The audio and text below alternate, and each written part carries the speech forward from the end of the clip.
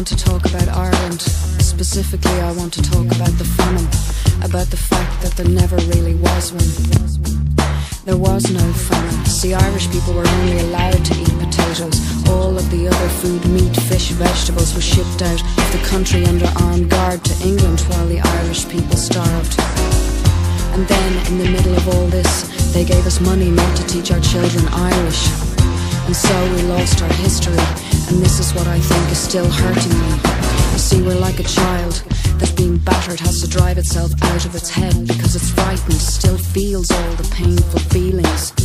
But they lose contact with the memory, and this leads to massive self-destruction, alcoholism, drug addiction, all desperate attempts at running. And in its worst form becomes actual killing.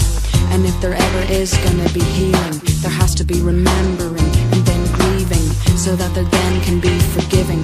There has to be knowledge and understanding. All the lonely people, where do they all come from? An American army regulation says you mustn't kill more than 10% of a nation, because to do so causes permanent psychological damage. It's not permanent, but they didn't know that. Anyway, during the supposed famine, we lost a lot more than 10% of our nation through deaths on land or in ships of emigration. But what finally broke us was not starvation, but its use in the controlling of our education. Schools go on about Black 47, on and on about the terrible famine. But what they don't say is, in truth, there really never was one. Excuse me? The lonely people. I'm sorry, excuse me? Where do they all come from? I can tell you in one word. All the lonely people.